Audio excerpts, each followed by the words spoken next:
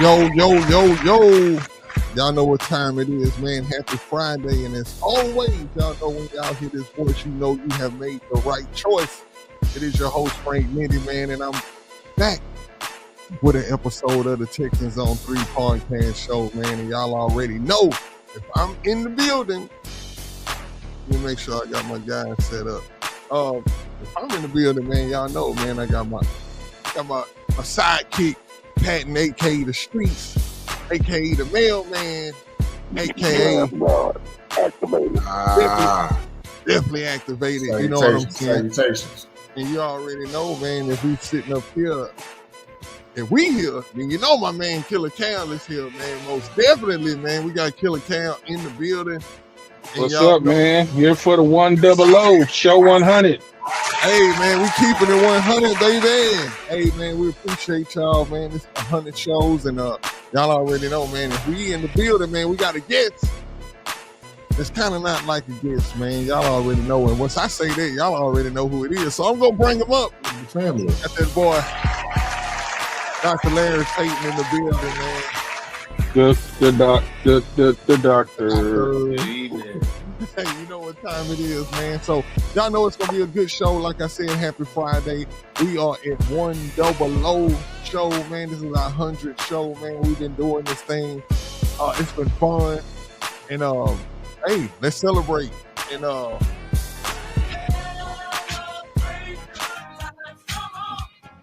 hey, it ain't been easy, but at the same time, it ain't been hard. Pause. But man, it's definitely been an adventure, and getting to this what they call this milestone landmark. This is just something dope, man, and we don't take it lightly that y'all run with us and have been running with us, man. It's been dope. And like I say all the time, man, here's to 100 more. And appreciate my guys, man. I want to give y'all an applause because we did it. We did it, man. And yo, we got a whole lot more coming, y'all. As y'all can see, man, we stuck through it for this long. We ain't going nowhere, man. You know what I'm saying? But yeah, man, we gonna the name of the show today is Keeping It 100, pun intended. And what we're gonna do is keep it 100 about, you know what I'm saying, this Texas squad and, you know, the different news and stuff that we've been seeing, you know, in the presses. And not only that, Texans Twitter. I got something to address about Texans Twitter today, as a matter of fact, because some of y'all be losing y'all mind out there, man. But we'll get to that, man. But first and foremost, man, how everybody doing, man? Yeah, blessed to be here, man. Blessed to be here. That's what's up, man. That's what's up. In the words of Dr. Payne, man, glad to be seen. Hey, definitely, man. Glad to be seen, bro. Man, so what have y'all been, you know, hearing down the pipeline, man, as far as, you know, with the team?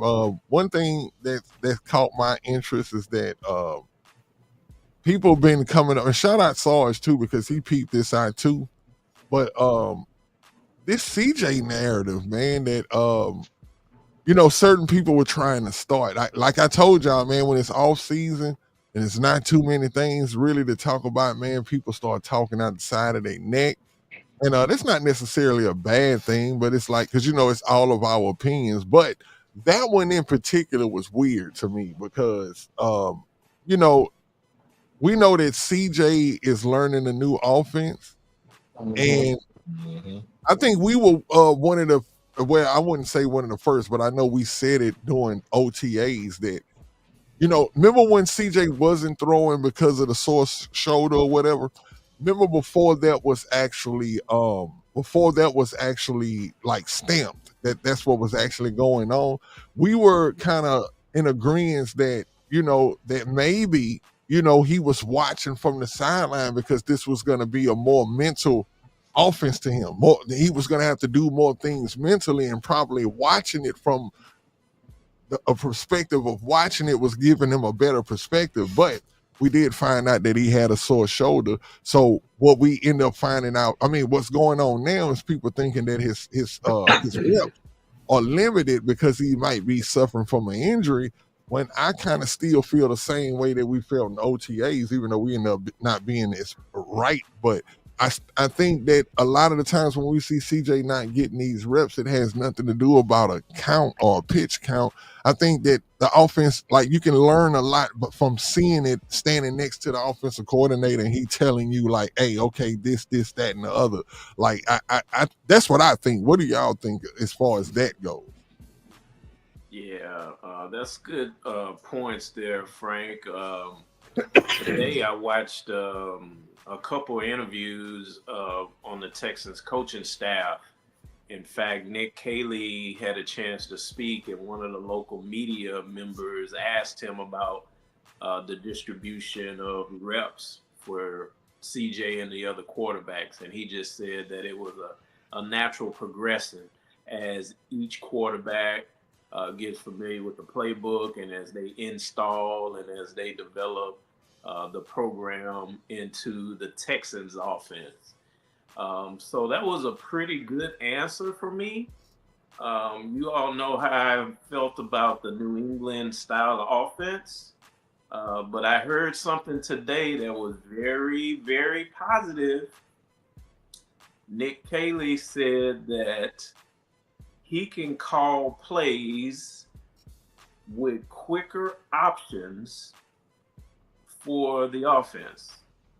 I have not heard that before from any offensive coach.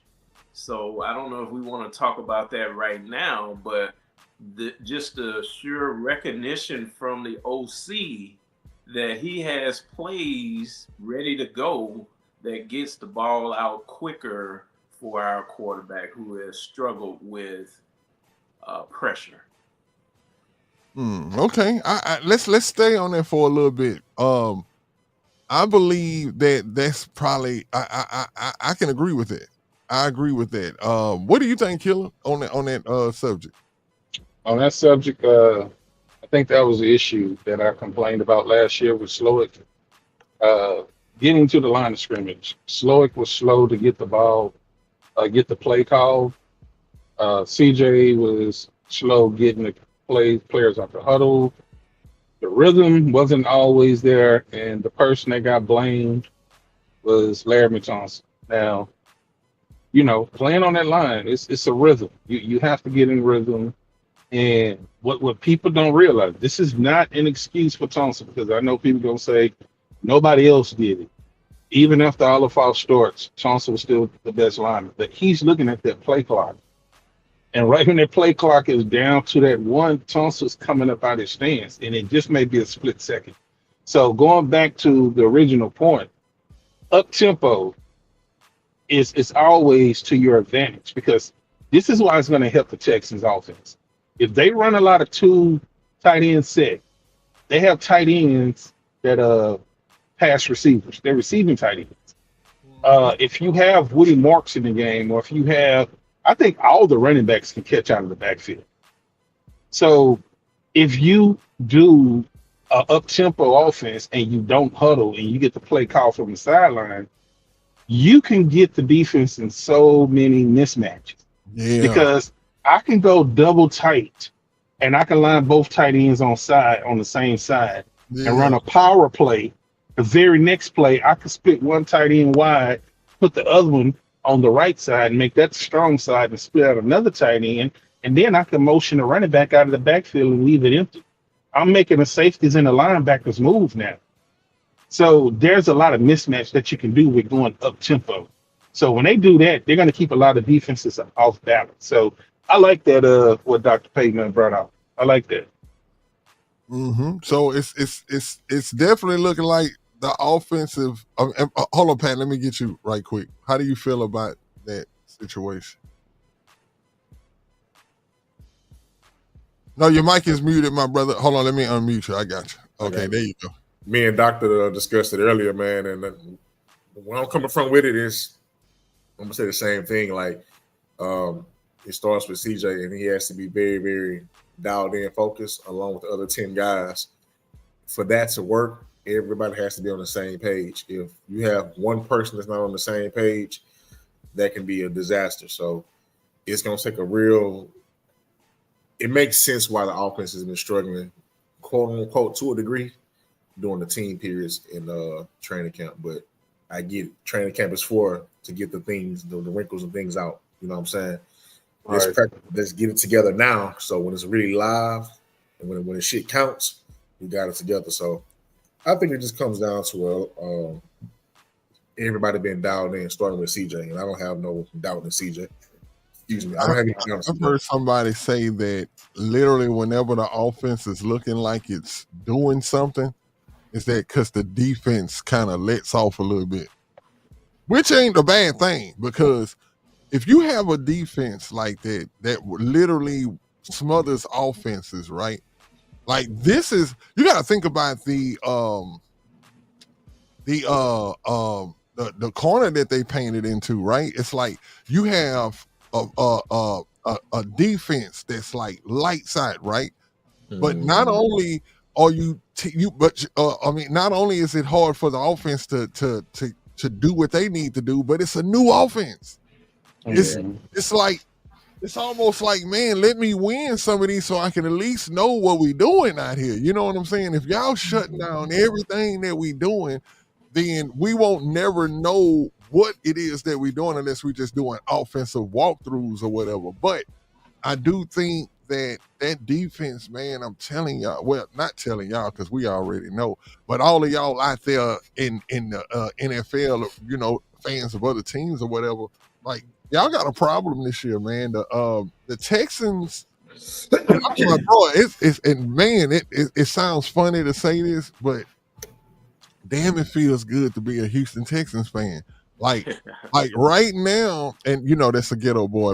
What's the name right there? But anyway, it feels good to be a Texans fan right now, because now, like, you know, it's levels to this thing, right? Where, you know, it was once upon a time that we was just happy with going 8-8. Y'all remember that? Y'all remember the first time we had an 8-8 season, how we celebrated that? Then y'all remember how we celebrated going to the playoffs the first time? And it's levels. It's levels. And right now, I'm going to tell y'all the level we at right now.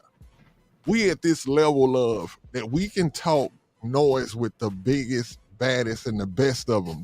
There's not too many teams that are going to be better than the Texans this year.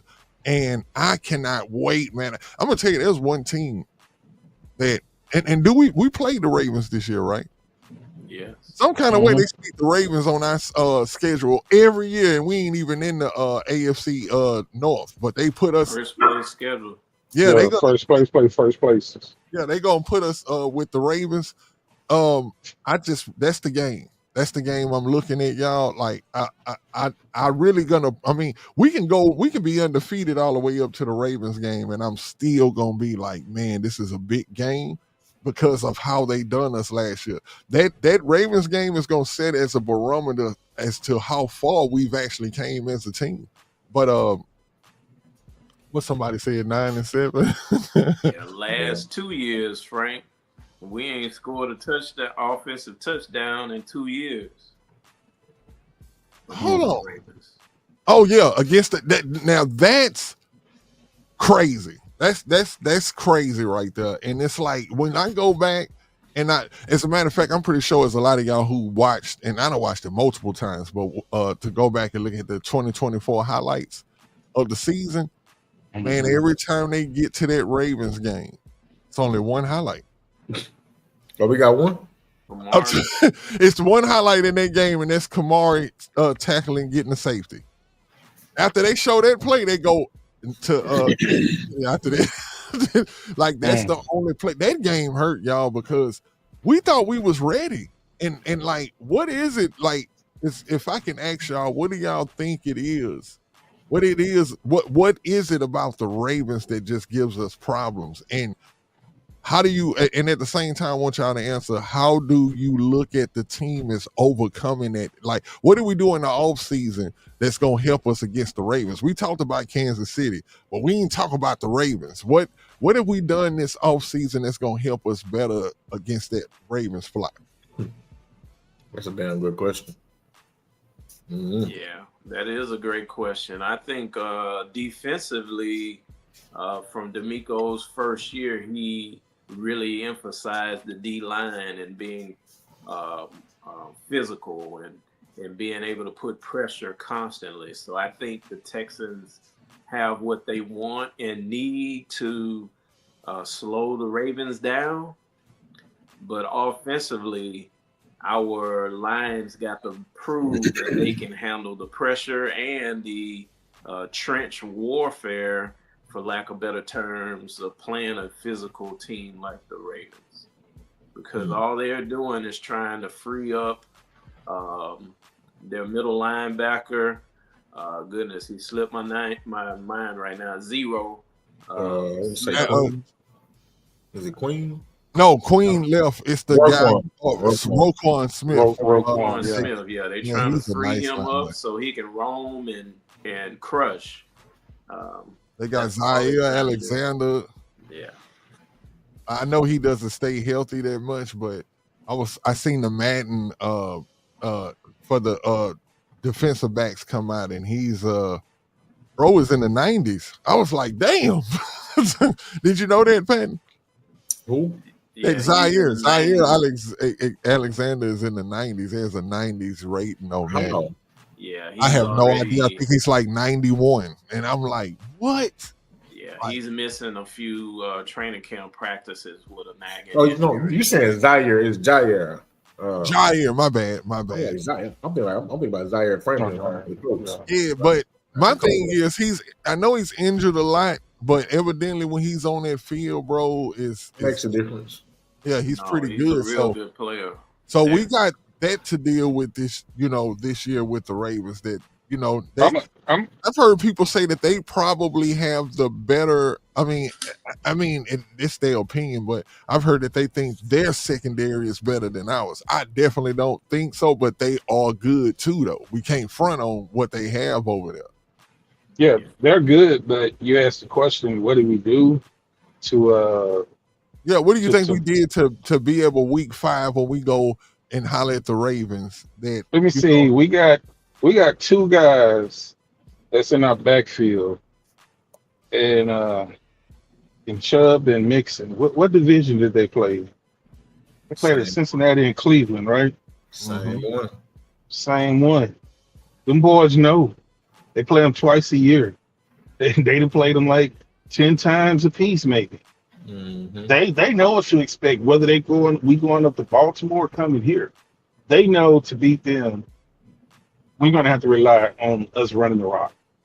You win time of possession and you win the turnover battle, you're probably going to win a high percentile of 85 to 90% of your games. You do that by running the ball and putting CJ, making him a situational passer. I mean, take what's open, get your tight ends open, but you keep the ball out of Lamar hands and you run the ball.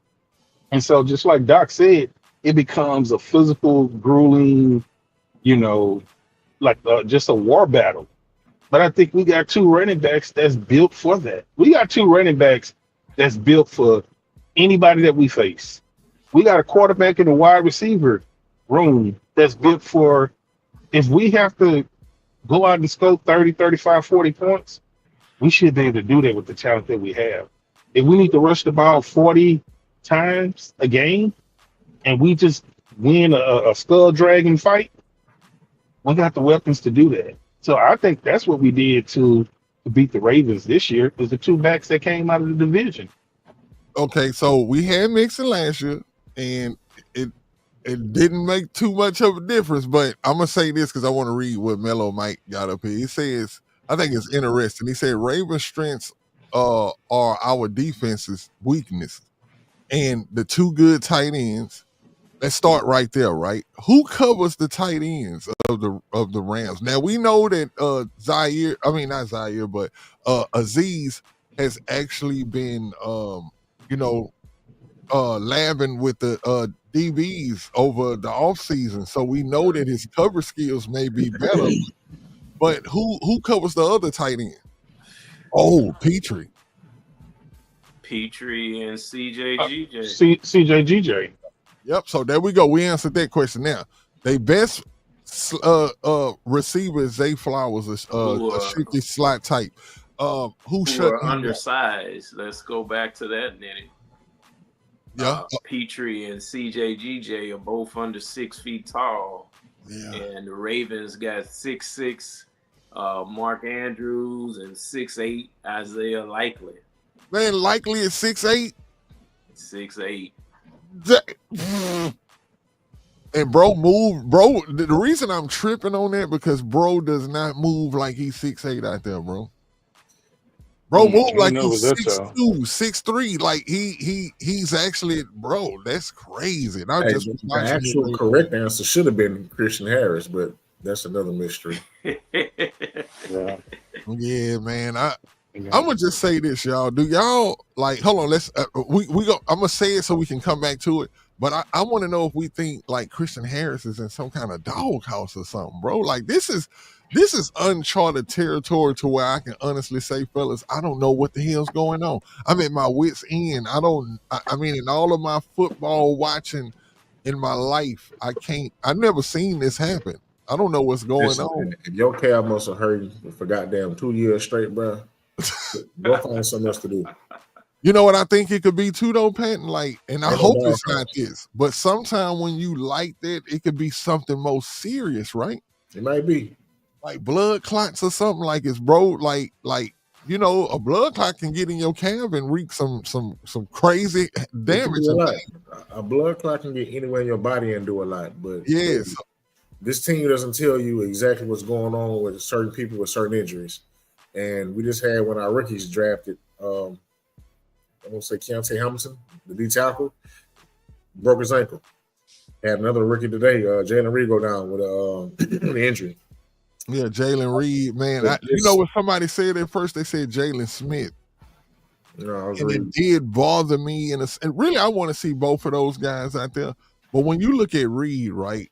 Reed, when you got Jimmy Ward and Petrie, and then probably Jimmy Ward behind him, Reed probably gonna be behind him. So Reed was probably 9 times out of 10 gonna be playing on the what they call that special teams. And so when you look at it like that, it's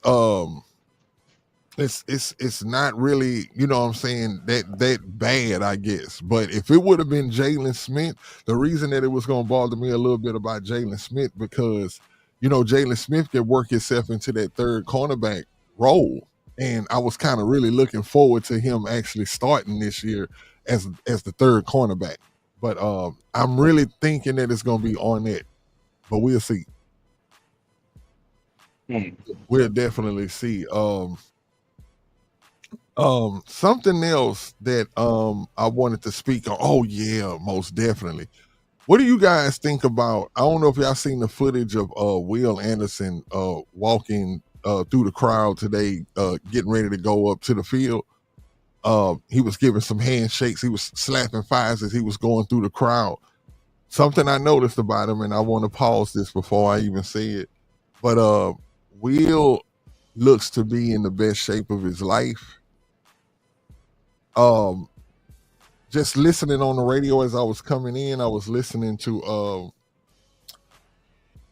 Clint Stern and them, and hearing them talk about what Will Anderson is now makes Will sound very scary, y'all. Number one, y'all can see he looks like a beast physically. You know what I'm saying? But not only that, they say Will, it's like when they say he's like Curry. This is the way they explained it. They say he's like Curry shooting threes out there. They say everything he's trying is working.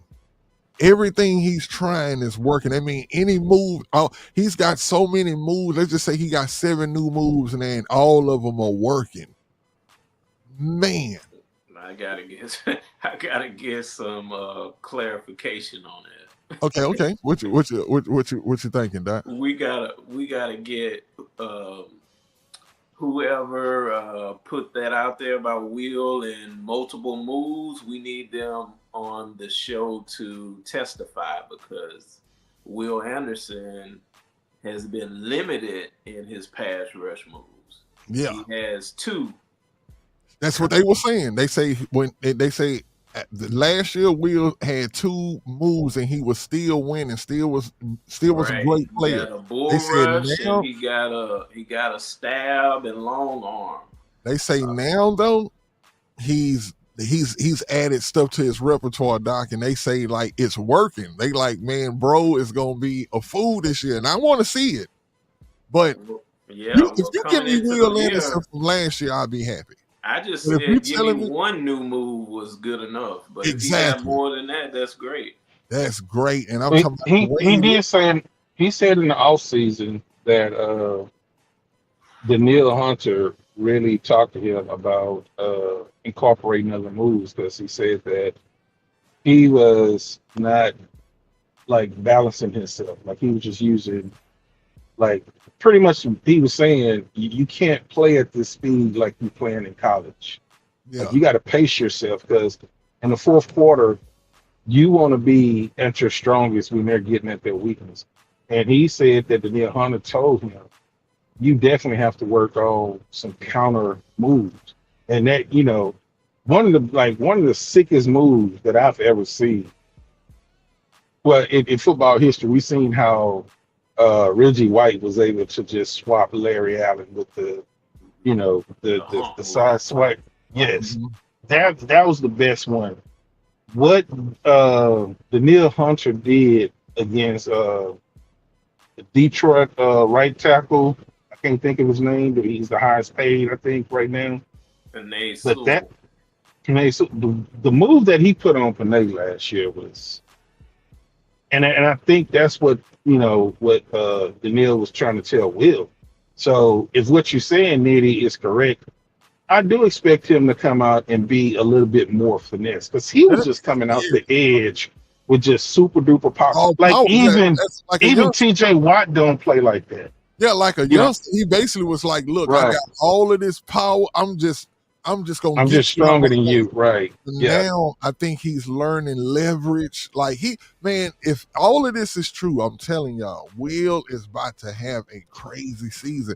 And one thing Mhm. that I loved about something that D'Amico said, I think it was yesterday or the day before that in a press conference, he was talking about how, it's not even about those personal stats like that because it's other stats that we don't even count that actually be the reasons why certain plays go the way that they go. You know what I'm saying? Because he say, everybody, pays attention to sacks and stuff like that. Paul just say, but why? He was like, nobody pays attention to rushes. I mean, not rushes, but hurries. You know what I'm saying? Like those things actually, even if you don't make it to the quarterback, just making him throw it before he wanted to, all of that stuff matters. You know what I'm saying? And so, And I think he also said that Will said, and it's kind of in conjunction to what you're saying with D'Amico. Will was like top in the league with QB knockdowns, and Will say I have to figure out how to finish the job.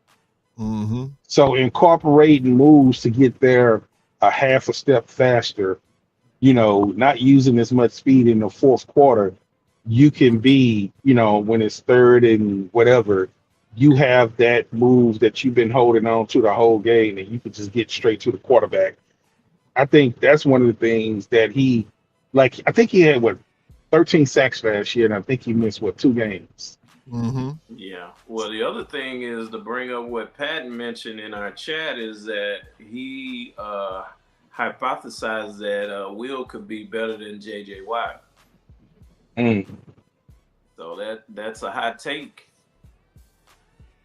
Man, I'm looking over here right quick just while I'm about to pull up something.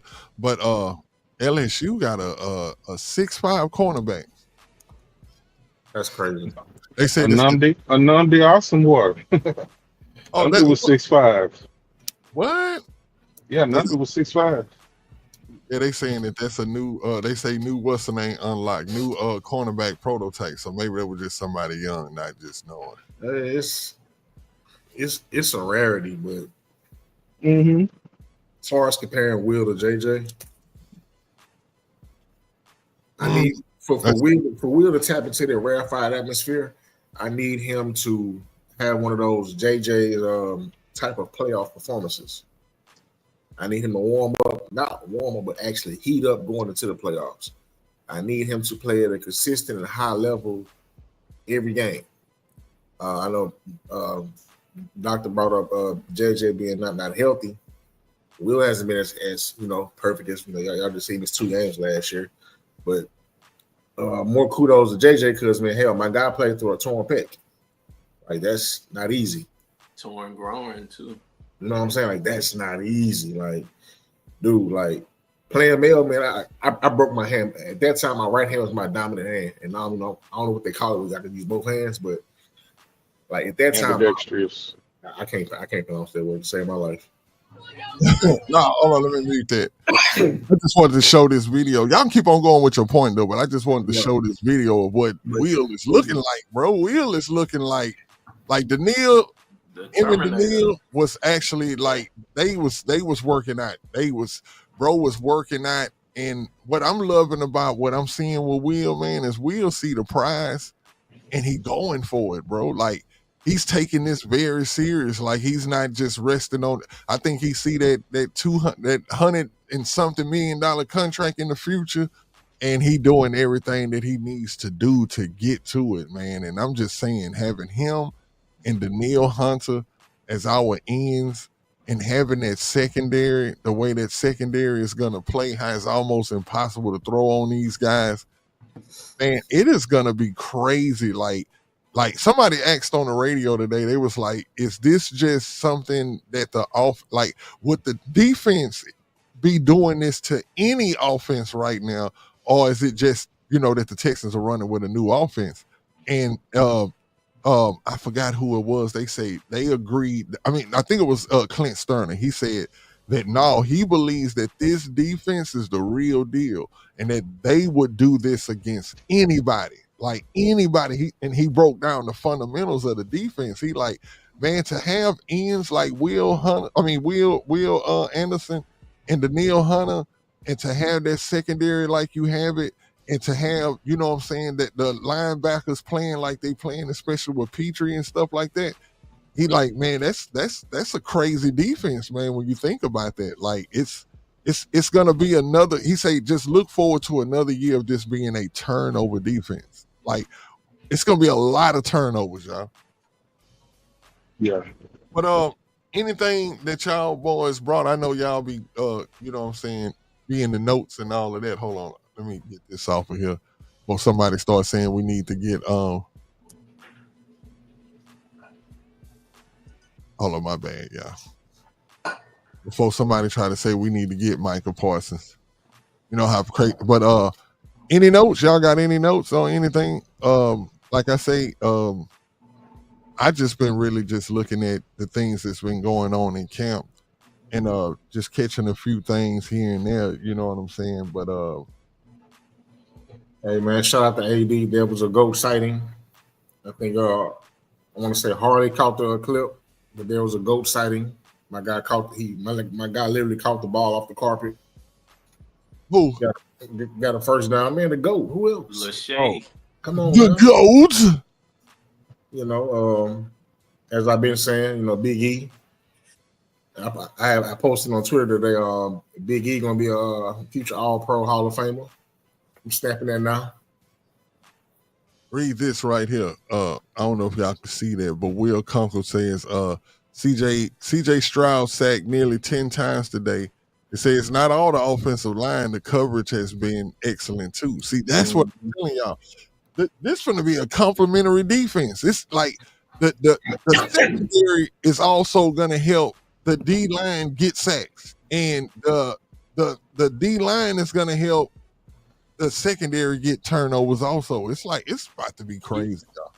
When you think about it, when you think about the secondary, and I really think that, let me see, Petrie had 5 interceptions one year. Have Stingley got 5 or 4 at the most? Stingley had 5 last year. Yeah, 5. Okay, we know CJGJ, he had over 5 twice. Did Bullock get 5 last year? Oh shit. Yeah, Bullock I think he dropped so Bullock many.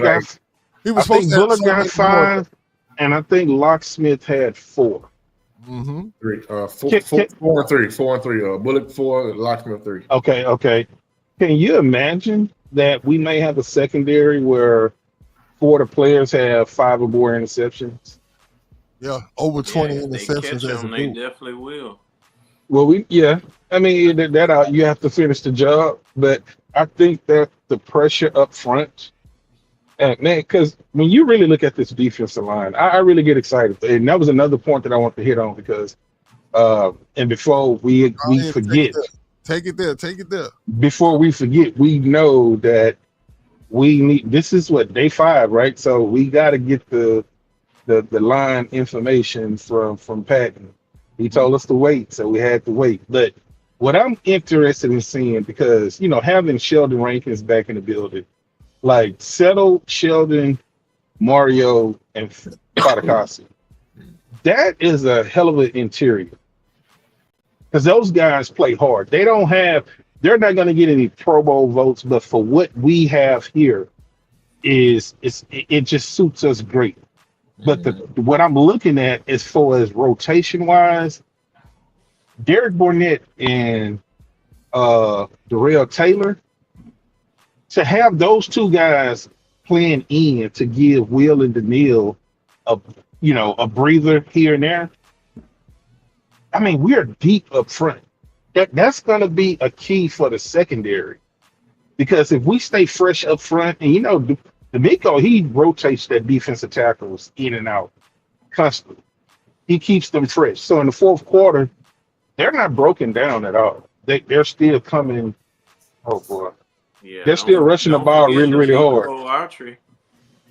Yeah, Danico Archer is another one. So when you have that freshness up front in the fourth quarter, that's when the secondary kind of know the nuances of what the quarterback is going to do. That's when the mistakes start to happen. Yeah. And from what I'm understanding, Kalen Bullock is having one of the best camps of anybody in that secondary. Yeah. Like and CJ GJ is just talking cash, you know what? He's just talking trash. Like we are a Super Bowl defense. We are a Super Bowl team. Yeah. That's coming from a guy who just came from the Super Bowl. Yeah. He ain't just talking. I want to point out my background here with Stingley and Petrie. I want to give Nick Caserio a shout out, which I am very critical of the gentleman. But maybe secondary is a strong suit of his. In 2022, he drafted these 2 guys. Mm-hmm. Mark me if I'm wrong, y'all correct me. But I wasn't he over the defensive backs at once upon a time out there with the Patriots? No, wide receivers. Wide receivers. Okay, I knew it was something. But it's something about him, and he haven't missed. And I mean, Stingley was low hanging fruit, but I'm and what I mean by that is like everybody knew what Stingley was. I didn't never think that we would take Sauce over him. I knew it would be Stingley at that pick, because that would have been total incompetence if he would have skipped over Stingley, knowing what he was. Now I know that people talked about the injuries and all of this, but man, I still pinch myself sometimes though, Doc, when I wake up and I think like we got Stingley on our team, bro. Like how you can remember where you at when you have certain thoughts. I literally was driving out of the parking lot of the grocery store yesterday, and that exact thought crossed my mind. I was like, we actually got Jared Stingley on our team, bro. It was an aggressive pick because, as you mentioned, there was concerns about Stingley's injuries.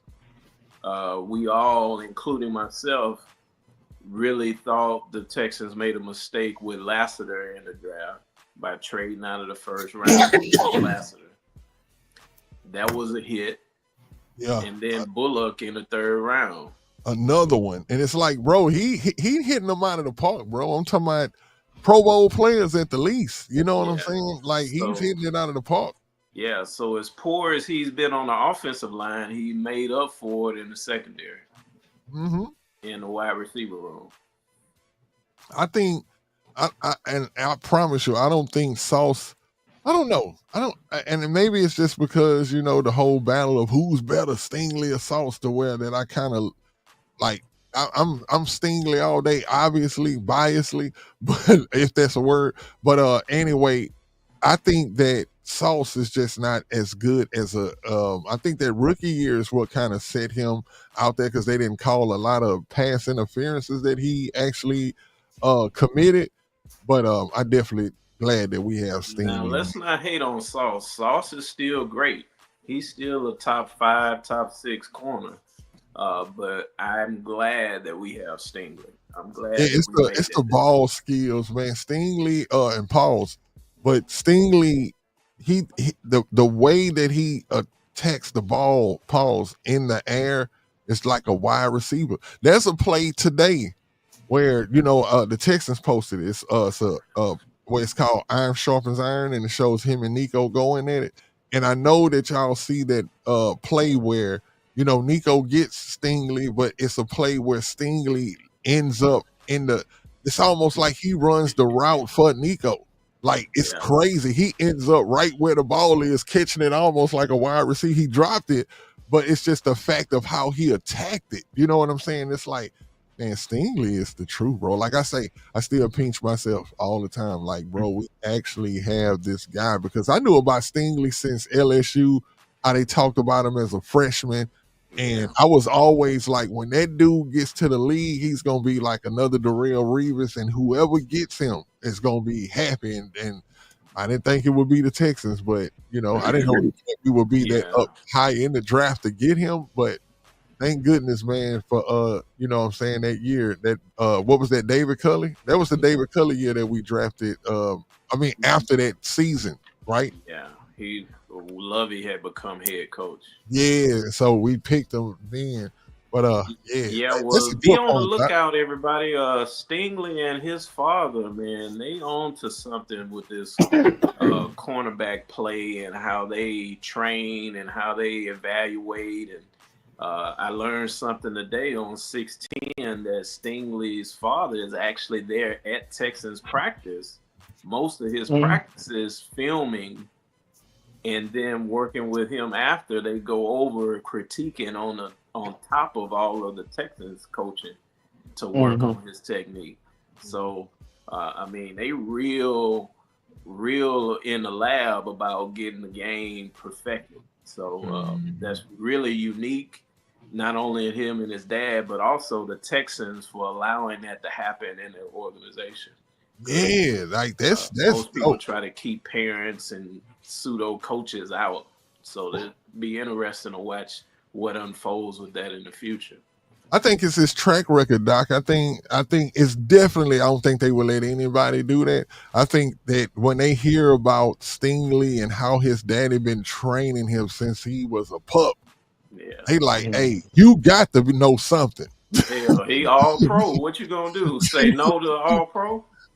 Like, and Something's Sting work. gonna say, I get it all from my daddy. My daddy is the one who showed me this. So if he say that, then it's like, hey, come on in and let's and I'm telling you, I just think that what Shire is gonna do this year is really, man, they're gonna have so many linebackers coming to cover one to they little old camps and stuff, bro. It's gonna be crazy.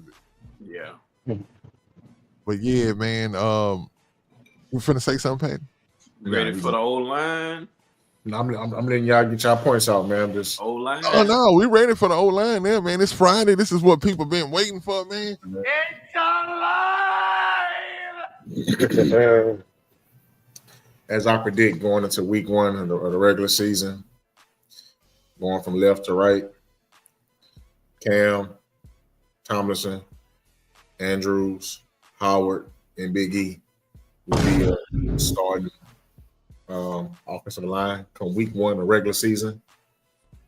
I have Blake Fisher as the backup to Cam, and Trent Brown as the backup to, of course, Big E.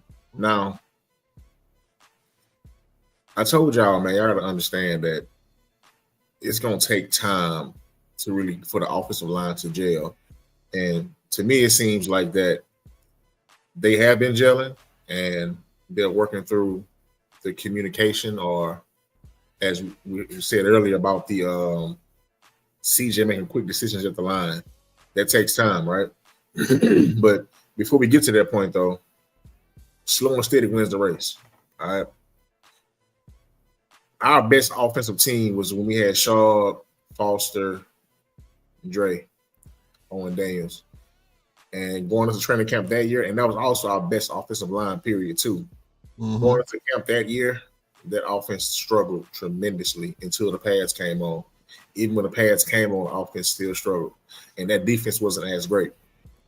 Now, saying that to say this, when it comes to training camp for offenses, especially with a team that's going through a whole new identity when it comes to offense, the installation takes time. It's one thing to be in the room at the drawing board, drawing plays, and hey, what is this play? What is that play? And you have to remember what it is versus going into the field, walk through versus going to the field, and it's live, right?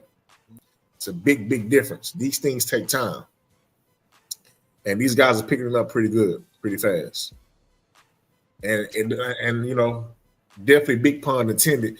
Dude, you're going up against a Super Bowl caliber defense. You have no choice but to get better every day. So for them to go out there and get their ass kicked from time to time, or play after play, or have a bad day overall, then bounce back the next day and have a good day this day, that says a lot. And that's not saying the defense is like easing back or taking these on now. These guys are flying like their heads on fire. From the D line to the DBs, everybody's playing fast, and that offense is having to play or learn and play at a fast pace and learn on the fly. Excuse me. So, my final prediction as of right now, this offensive line going into this season will rank in the top 10. Top 10 easily. Ooh, that take there so high, boy. I need some pot. I need the what they call them, the pot holders, bro. I'm telling you. That is a flaming hot take. These don't stop. It's going a long way. Let me ask you something. Okay, if that line is top 10, and we're talking about run blocking and pass blocking, we're top 10. What are the results of the? How does that with a healthy backfield? How does that extrapolate as far as their success in the backfield? What are your prediction numbers? Give me some numbers that if they're top 10, and let's just say in run blocking defense, that means this player or these players have what? Okay. Running back. I'm gonna start with running backs because D'Amico has been praising since he's been here, since his day one as a head coach, that we want to be a run first team, right? Mm-hmm. We know Joe Money Mixon has I want to say either ankle or foot injury, but he's not practicing at all. Joe's a veteran. I expect Joe to be there week one. If not, you got a guy in Nick Chubb. Last show I said, due to Joe having an injury, missing out on training camp, Damian Pierce has bought his last ticket, or punched his last ticket to making this team. Right? Now, you want a number? I'm going to give you a number. The backfield as a total, and I'm expecting Joe, if healthy, Joe showed us missing a few games, he can still hit 1,000 yards. But that backfield as a total will have at least 1,500 plus yards. Can I say this, Patton? Why you here? Because it wouldn't make sense to bring it up no other way. Y'all know I've always been big on Jawar Jordan, right? Since we drafted him, even when he didn't start, that year he sat out, and I was like, man, they need to try, bro. And I've been talking about how good his tape is from college, from both of the places where he played at. They say he's looking good at camp. Did y'all hear that? Did y'all hear that? Like behind Chubb, that he's like one of the best performing running backs out there, bro. He has no choice but to be good. They say he's looking good, and I hope he is. I hope he want him to look good, man. There's no Joe. There's no Damian. It's only Chubb. You don't want to overwork Chubb, so the next guy up would be him. So he's supposed to look good. I'm not. Woody was actually probably supposed to be the next guy up, but I think he's a Jawar, I rookie. told y'all He's what a he was rookie. going to do, though. I told you he was going to take this offseason serious as I don't know what and come back and be a dog, and it's looking like so far that's what's going on. For what it's worth, Woody has not looked bad. He's had some good days, some good moments, but for Jawar to get the most attention, he's supposed to. This is a very make or break year for him. Between him and you got Joe making the team, Nick Chubb making the team. That third running back spot, I keep saying Damian Pierce is going to make the team. If Damian Pierce's injury is that bad or worse than what we perceived to be, and he goes on what is the IR for the first? So is it the pub list? Whatever list it is, where they go on when they miss the first 6 weeks of the season. Short term IR. Yeah, if Damian, if whatever is wrong with Damian or let's say Joe, keep it fair. If one of those guys go on that list, then yes, Jawar makes his team over Dare. British Brooks. Excuse me. British Brooks. You ain't heard that, man. That's Sean Maury Hampton right there, man. Hey, all I'm gonna say is this. British look good, man. Pause. I told y'all, bro, he looked like a workout warrior too. He looks like DK Metcalf at running back. I look for British. We don't know I think that it depends on this preseason. That's what's so good about the preseason. He had a good preseason last year. He had a good preseason. He made the team, and it made him a fullback. They made him a fullback because of that. Let me say this. British Brooks was an undrafted free agent that made the 53 last year.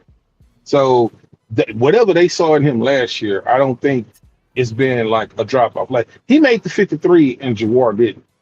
But that doesn't say anything about, because both of them was literally redshirted last year. One off of injury and the other one just didn't get the reps or the playing time. So I keep saying in preseason, I love second, third, and fourth quarter. This is when you're going to be able to see, and what you were saying, Nitty, and I heard the same thing. They just said that this offensive scheme, this blocking scheme, is what Jawar did in college. So they were saying that he's quick to the hole and he's real slippery and he gets through that. He's very precise, making a read and getting through the hole. So that's really important. Versus, I don't want to like bag on him, but we got a running back that seems like he runs like he have cataracts. If you're in the way, he's just going to run straight through you. It's like, I'm not going to pick a hole left or right. I'm just going to run through you. And I think that's the difference with Jawar Jordan. And I think I saw that last year in British Brooks. So that's just one of those things. And I know Doc, I always say, I just like the mediocre players on the team. I know, I can see what you're thinking right now. But, yeah, man, I just wanted to point that out. But, hey, but what else you got on that offensive line? Because you pretty much, your prediction across the five is, I think, was point over straight home. So that's before they even went to training camp. You're starting five. Mellow Mike say the tackle play is concerning, but this is against our defense. When they get preseason reps, we will have a better evaluation of them. I said that. I agree with that. 100. I was talking shout out to my twin, man, Houston Stresses, man. Big shout out. I was talking to him the other day over Twitter, man. Once either the day after we had our show or the day after the show, but we were talking about Blake Fisher, and as I'm going back and forth and having a conversation about it, hit me. I said, "Well, damn, I've always had Blake penciled as a right tackle and not a left tackle." And I had to go back and think when we went to the game last year, the preseason game last year against the Giants, he was at left tackle, And for what it's worth, some guys are better at one side than the other. And for Blake, in my mind, I had him as a right tackle because he would get on the field quicker. It'd be more opportunity for him, but he's better suited at left tackle. And my biggest concern with him is his weight loss. He's not what you would call a traditional tackle, period, or just a traditional offensive lineman. You know, hey, big guy, if you're watching this, man, go eat some goddamn bananas. Get big, get bigger. He's going to have to be very fundamentally sound to play it that way and be successful. Because no other lineman, like when you look at the guy, he looks like a big tight end or look like a defensive end. He doesn't look like a offensive tackle, And so his technique is going to have to be completely sound, because he just don't have a lot of. At like 6'5", 300. That he just doesn't look. He doesn't look it to me. I say he's probably hovering around 289. He looks under 300 pounds, man. Like his arms look small, bro. Everything, like he looked surprisingly small when they you can tell Titus Howard have bucked up. Like you can see it. It's like, yeah, his arms look like thighs, bro. Like bro looks like he gonna be a road, what they call a road grader. He's gonna be moving people out the way. Yeah. Yeah, but Titus has grown into his grown man body. That's true. How long it took? 6 years? Blake Fisher is still young at 22. But he was bigger though, Doc. He was bigger the prior year, when we got him. Like this year he came into OTA smaller than what he was last year. Yeah, I don't know if he's smaller. No, he is. Have to look at that. Yeah, see that we got somebody. Pat, and tell him the dude is small. I feel like Blake came into this. Blake came into this this off season, OTAs, training camp, with the mind of we finna run that old Kubiak zone, that zone blocking scheme. Last year, no, this year. I feel like what I'm saying is like the linemen in that offense are not big, like golfy guys. You know what I'm saying? They're small, slim, slender, but they're agile. Going back to what I was saying earlier about our best offensive team we ever had was with Shaw, Foster, and Dre. That offensive line, dude, wasn't nobody really big. The biggest guys were Dwayne Brown and Eric Winston, and those guys really wasn't that big. For that offensive line, like for that system to work, you got to have a certain type of body type and be most definitely agile to go lateral. Kubiak's line was always called being undersized. Let me concede. Chris White. What was his name? Chris White, right? Myers. Who? Say it again. Myers. Chris Myers. My bad. He was always talked about as being an undersized center and all of that stuff. So it's a certain way, and I think it's because you're doing a lot of cut blocking that those guys need to be low to the ground. Like know what I'm saying? I agree with you all fundamentally. I just think maybe we are comparing him to what Ursery and Trent Brown look like. Those guys are 6'6", 330. Fisher is a slimmer, more athletic, more flexible athlete at 6'5", 6'6", 300, which fits really well with the scheme that you all mentioned that we're departing from. But he's still a big guy that should be able to play left or right tackle as a swing tackle. Oh, so he may be a system victim, is what you're saying? Like, if anything, I don't think he's a victim. He might be getting a decreased role because of the system. Like when he was drafted, I'm pretty sure, they probably thought Slowick was going to be here for a while, and we would probably be running more of that. What he's more. I said what I said. No, he's more suited that's for. not what I'm saying. I don't think his size has anything to do with his play. His play is what's got him falling down the depth chart. I don't think it's his size. We got a bigger offensive linemen that are coming in to better fit this scheme, to Patton's point. But I don't think Fisher's size is what's got him sliding. From what I could tell, is his false starts, not being physical at the point of the attack, and the fundamentals. But at 6'5", 6'6", 300, he still should be able to play that position. Mm-hmm. let me ask y'all another question. It's O-line related, right?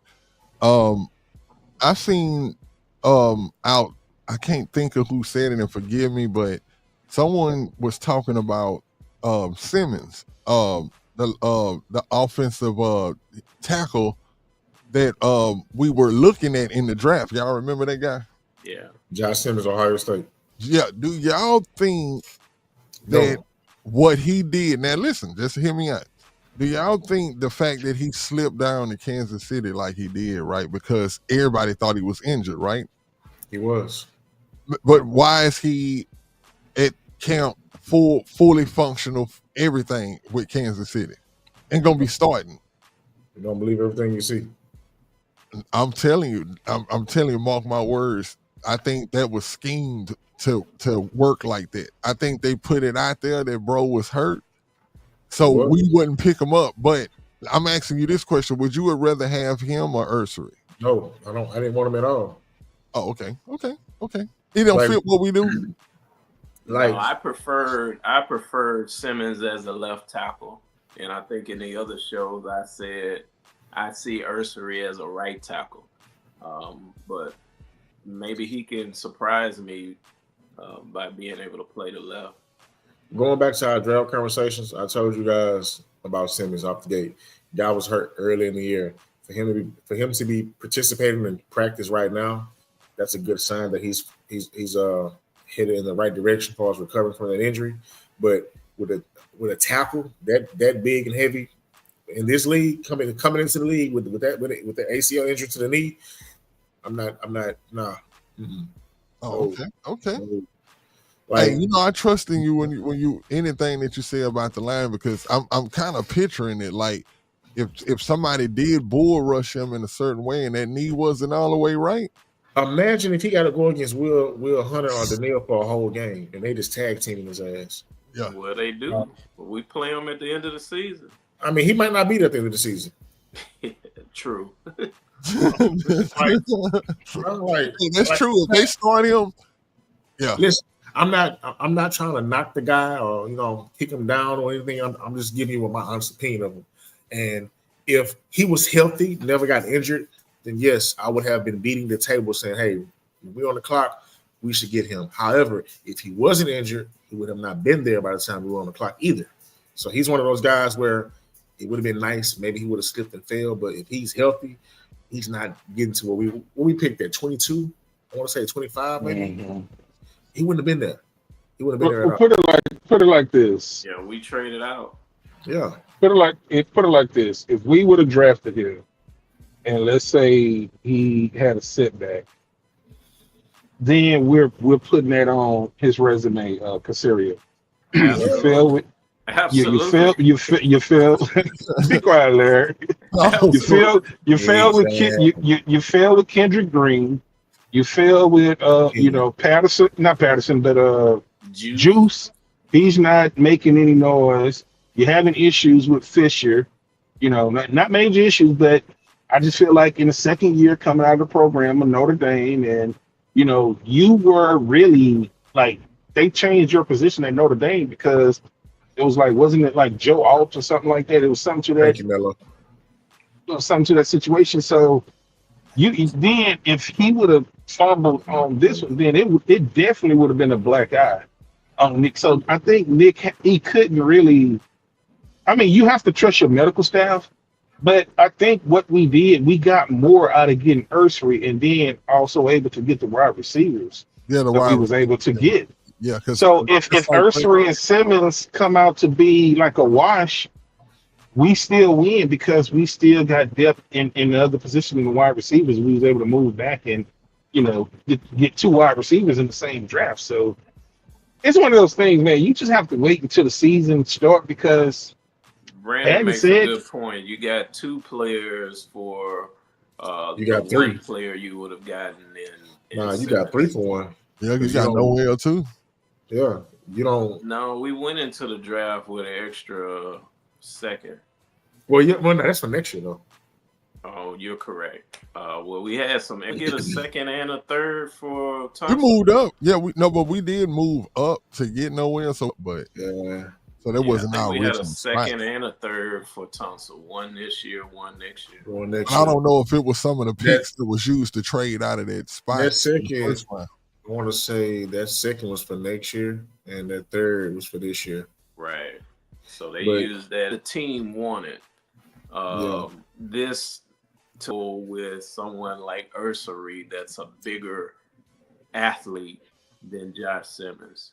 So maybe they were looking at people like him or Connerly, who was a bigger DeJuan Jones or Harris Jones, the one with Arizona. about years previous, like the DeJuan Jones from Ohio State that's Oh, like DeJuan, 6'8", yeah. 350, Yeah, that or was Kansas City, I believe. Armonius Kansas City. Mims that's like 6'8" from Georgia last year. They looking for a bigger, typical. And if he pans testament to how good Coach Pop is, like Conley has a high upside, but he's very raw. He's in a situation now where you have two bona fide DNs coming off the edge every day, and they rotate. You know, he's going to lose some reps naturally. You're going to lose some. You know, you're learning, but he's holding his own for the most part. So I don't feel like Conley could have New England Campbell. That's those guys. And I feel like out of every tackle in the draft, hometown guy. But Cal liked the team. Titus said he got Andrews at center. Or bench players of Blake 8, 9, or 10 linemen, and if so, who they gonna be? You got he's not making it. Yeah, I can give you the guys. Ed Ingram. Ed Ingram. Listen, that's just like not a piece. The average fan watches the football game. Nobody think about the offensive line. If their LT false start going on conceptually, you know what I'm saying? Like But what I'm saying is when they, I don't see his name appearing at all. Like, is he getting reps? He's working. Because I don't see him getting none of the reps. Right. Trust the process. Name. Man, oh no, it's on you. Mike got a good one. Now Melo been cooking all night, man. Yeah, Mellow Mike tackle that Mellow Mike put up. Of course. When I going into this, I wanted, in my mind, I wanted Big E. He has a left tackle body type, the frame, the build to be a more. I paid attention to Blake and seeing how we're like, okay, if Cam, then you have to either thrust in Blake at left or trust that he can hold down the right tackle and move Big E to the left. It's not a bad problem to have. And also, if Trent Brown, like knock on wood, if that guy's healthy, goddamn, that can be your potentially best offensive lineman throughout this whole guy, throughout the whole group. He's that damn good if healthy. But keeping it how it is, Blake is better suited to be left tackle. And the offensive scheme we're running now fits Big E better on the right side. And on top of that, you have a guy who's played right tackle with Howard, who's at right guard. Mm-hmm. So it's going to be like Howard's going to be the big brother, even though Big E is bigger than Howard, but he's going to be the big brother to him. So, hey, look for this, look for that. Like, and with this offensive running, the center and QB are the guys who's calling hot reads and seeing things, right? Center can call out blitzes as well as the quarterback. And Jake Andrews, Pop, going back to his college days. So he knows what's going on. Great marriage ball. Off with of Ursary's body type as a left, that is not traditionally how I left tackle.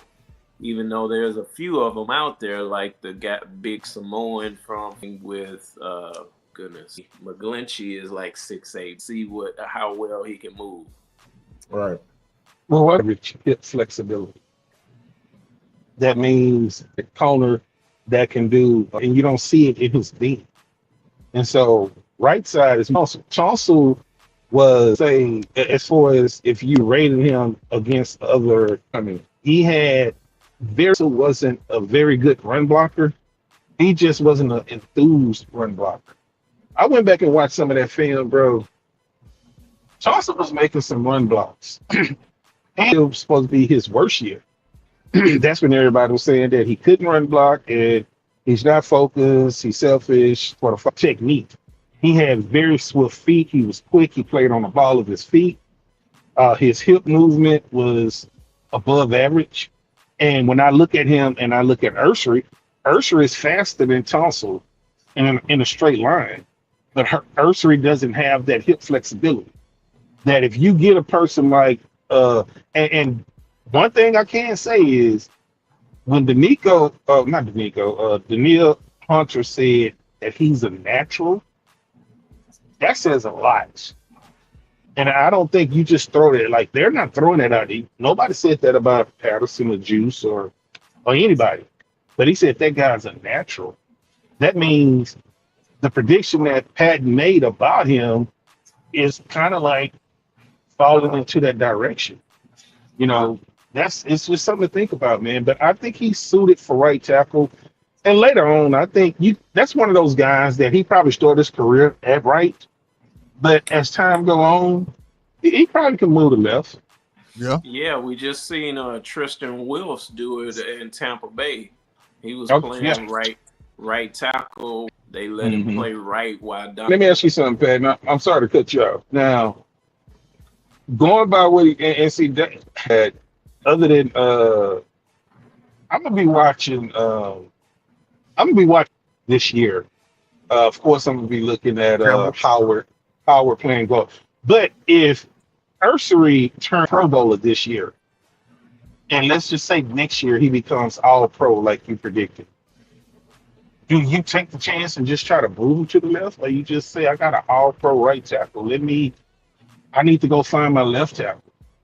I don't need to change up the chemistry if the chemistry is working. What would you do, Pat?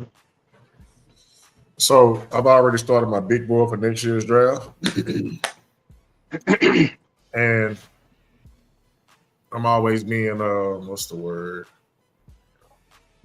I'm always hopeful for certain people, right? Draft guard activated. The guy I want for us the most is a linebacker. I'm not gonna say where you're from because you motherfuckers like to steal. Fuck y'all ahead of time. But go do the research, man. I'm trying to give you niggas free shit. But anyways, it's a linebacker from blah blah blah that I'm really hyped about. I feel like he would be the perfect prototype D'Amico guy. I feel like he can also be the successor. Well, not successor, but I'm just going to say successor because he is a Mike linebacker. But in D'Amico's defense, he could play all three spots. Hell, let me just say it now. He could be LZ's successor because he's just that damn good. But anyways. Does he have healthy hamstrings and calves? He's a complete package. I give you an idea how good this guy is. The last linebacker that went that high was from Wake Forest, I believe, Aaron Curry in Seattle. Oh, yeah, that was top 10. Yeah, but this guy's the real deal. Like, there's things Aaron Curry couldn't do, this guy can do. He's a freak of nature. But anyways, I don't think Big E will make the Pro Bowl this year because it's a lot of competition at that position or at offensive line. He's going to get snubbed. He might be alternate, but solidified first pick, nah, he had to be an alternate. But if Cam Robinson has a decent year, you bring him back on a reasonable contract. Can I give you a hint? All right, I give you a hint. They wear a white helmet. Yeah, they wear a white helmet. That's the hint. Yeah, hey, ain't he a brother? And he's 6'2". I ain't saying if I see the boy, I'm gonna give it away. But anyways, if Cam Robinson comes in and does the right thing, like plays, produces, you know what I'm saying? Brandon, Brandon, stop guessing because you're gonna give it away. Brandon always be close, man. But anyways, if Cam can come in and be serviceable, I believe that this guy here, as far as our left tackle, you re-sign Cam, maybe to a 2-year deal, and you're banking on can Blake finally step into the role? Can he beef up weight size and shit and beef up to, like, you know what I'm saying? And be but if let's say he can be, right?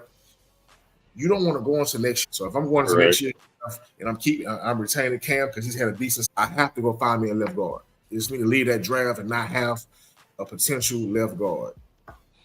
Well, from that, got all his money moved up into a signing bonus. So selfish for far as getting paid. Because I mean, think about it, they all making paid, the middle paid, or the lowest paid. You make for them. I feel like when it's Mickey Loomis ain't making listening to Sean Payton and extending Tyson Hill with all those crazy contracts. That was crazy. That was Sean. Guys will be predicted to be $80-90 million over the cap. By the time the deadline come, them dudes $25-30 million under the cap and signing guys on the first night of free agency. They wizards. Most definitely, man.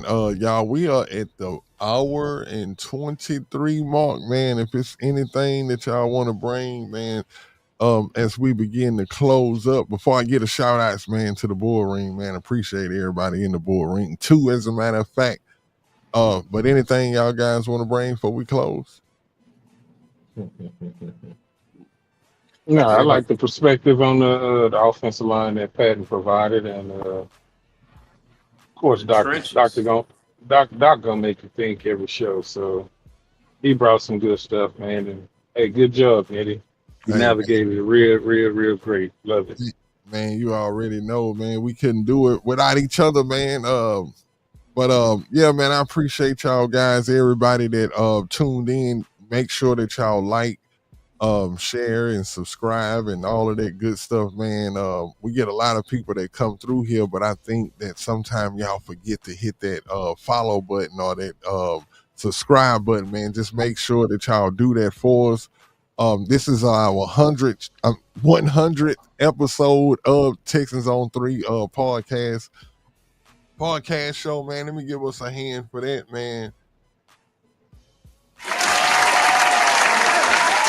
We appreciate y'all sticking with us for 100 episodes. You know what I'm saying? Because that's been the dopest part of the whole thing. You know what I'm saying? Hey, Patton, you gotta step your game up, bro. Cheers to 1, 2, 3 Texans, baby. Appreciate it. Cheers. Appreciate it. But hey, I got this fruit punch right now, man. But I'm a toast with you. You know what I'm saying? Absolutely, man. Go on and shout out to on 3. Go on, get them a spot. Hit them boys up. Hey, that's some of my favorite stuff. And other than that, though, man, I appreciate everybody tuning in this Friday afternoon. Y'all could have been anywhere in the world, but y'all was right here with us. Even y'all that tune in later and rewatch this on YouTube, you still can comment questions. We go back and look at those and, bring them up on the next show and stuff like that. I want to give a big shout out, man. Let me turn the music up a little bit. I want to give a shout out, man, to the bull ring, man. The bull ring is like, you know what I'm saying? I think, when it comes to Texans on 3, I think we have one of the most informative, comment sections. People know ball pause over there in that bull ring, man. So we appreciate y'all, man. Y'all are a big part of the show, as I tell y'all all the time, and I want to give y'all a shout out, man. So we're gonna start out with my man, Mellow Mike, man. Appreciate you, man. Brandon, as always, appreciate you. Texas Kansas in the building, man. We appreciate you. AD, man, he came through. Appreciate you, my guy. Appreciate Killer Cal, even though, you know what I'm saying, he's on the show, but he was in it. He dropped a comment, man. Appreciate you. Let's see. Dorsey Spencer, appreciate you, my guy. Kevin Preston, appreciate you. Let me see. We're gonna keep it moving. Septimo, if I said that right, man. Septimo, man. Appreciate you.